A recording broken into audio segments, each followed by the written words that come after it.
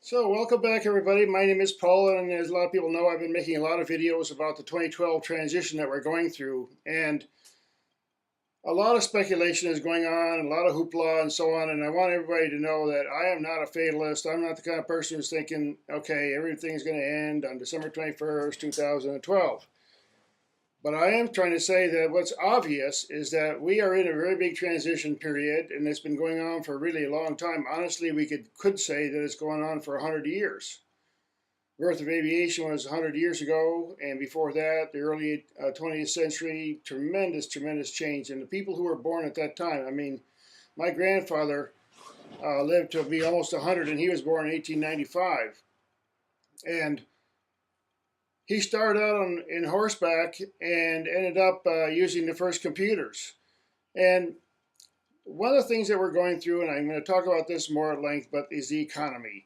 The problem is things are shifting. We can't depend on the bankers and the hooligans down in the governments, all the different governments. There's people that their job is just to stay in office. That's all they do. They just try to keep campaigning or whatever. So all of us are, at the mercy basically. And there's a lot of things that we can do. The one thing that I keep stressing personally is that just whenever possible, avoid debt. Just avoid debt, any kind of debt. I mean, it's when you have interest that you got to pay all the time, it makes you a slave. Because in the United States and many parts of the world, if you own a house, I mean, okay, so you own this house and you pay $100,000 for this house, sale price. Okay, in 30 years after you've been paying for all that time, you just spent $300,000. And you just hope that house is worth more than $300,000 by the time you finish paying for it, And one of the alternatives that we have is to buy products that are used. I call it the ultimate recycling. A lot of people used to make fun of me. My kids, I used to take them to yard sales, but they always had a good bike and they always had some good toys and they always had a lot of fun. And we found some really interesting things for a very cheap price. And they learned how to shop and be frugal.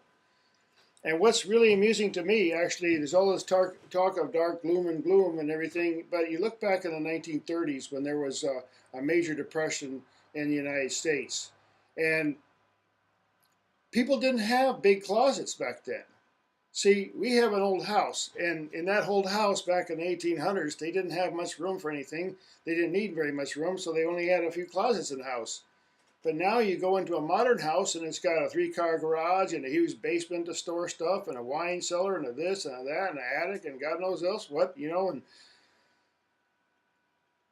we're paying for it like slaves for the rest of our life. Now the thing is, like, you're only wealthy if you feel wealthy. If you feel like you have way more than you need and you're just full of abundance and having great health and have great friends, then you're wealthy. But if you have like an empire and everywhere someone wants to kill you and people are stealing from you right and left, you're not wealthy. You're not, as far as what a human being we're all trying to become, we try to get away from the slavery of and the bondage of just working. Now you have to do something. Obviously, we can't sit, nobody really wants to sit around doing nothing. But the thing is, you don't want to end up doing a whole bunch of stuff you hate to do, that's painful to you, that's unhealthy to you, to earn not enough money to support whatever you basically need, your basic needs. But we can regulate how much we need by our attitude. You just say, look, what do I need, really? I mean, I need good health. If I don't have good health and I only have good food, then what am I going to do? I'm not going to enjoy anything that I get. So I strongly suggest people get into and saving money by buying, from local organic food producers, produce some of your own food. I mean, it seems like everybody with a yard could be producing some kind of food. It doesn't make any sense for everybody in the country to be totally dependent on the grocery stores and the trucks and every other thing that's going on. And when you grow food yourself, you have something that you can fully enjoy the benefits of. You don't have to go travel to go get it, and you don't have to pay somebody else for it. So that's one thing. Now, another thing in reference to used things, I used to watch the stock market a lot, and it's just a crazy thing to do every day because after a while, you just like, whoa. You know, in 2008, there's a whole bunch of crap that happened in the United States in the stock market, and it just makes you realize, you know what? What has real value? I mean, there's a lot of talk about what to invest in. So what does have real value?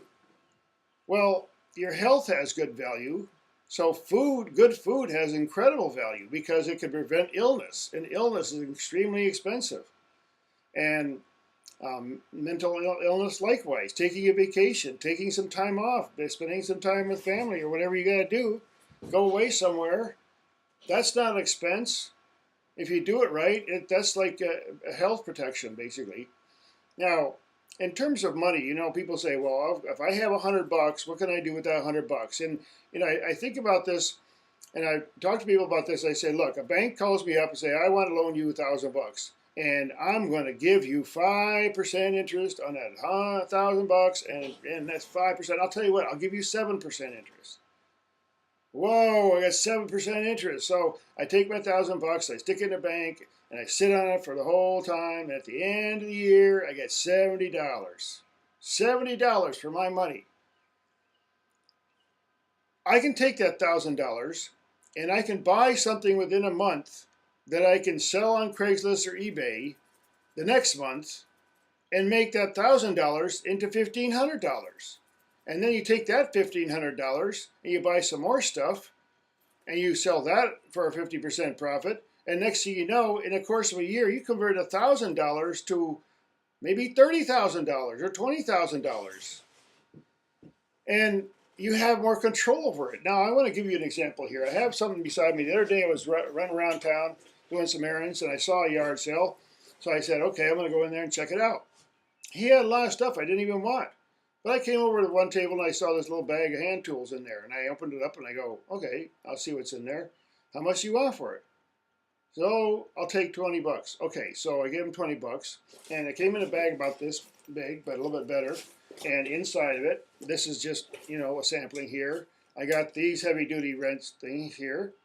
I got this heavy-duty insulated long-nose pliers. I got this heavy-duty insulated strong pliers. I got this other wrench here, and then I got this cutter, and then I got this interesting device that has a bunch of little bits on it that you can do screwing. And then that wasn't it, because I got like twice as much as what I just showed you. In fact, more than that, because I ended up giving away about $75 worth of tools. And that's, I mean, I went down to the hardware store and I picked out the things that I just bought. And I go, there's $18, there's $17, there's $14. And the tools are lasting a long time. And some of the older ones are made a lot better than the new ones. So that's just to illustrate a point. You can take some money that you have and trade it for real value. Tools, that deal with the tools made me like converted $20 into $150 worth of value, plus the value in the future where I'm going to save money by using these tools to get jobs done. And I can sell some of them. I gave some away to my son. Now he's got some tools for free. And it's just amazing. People are throwing stuff away that you can. I had a friend years ago that lived near a dump in a small rich town, and he used to go there every day and pick up stuff. And he ended up making thousands and thousands of dollars every year just on stuff that he pulled home from the dump. You know, so again, there's a lot of different applications and things that you can do to beat the economy. One is buy used things, grow your own food, be more self-sufficient, use tools, learn how to take care of things so that you don't have to depend on other people, and cut back on energy use. I mean, there's a lot of really simple ways that we can get into to beat the economy. I'm going to talk a lot more about them in future segments.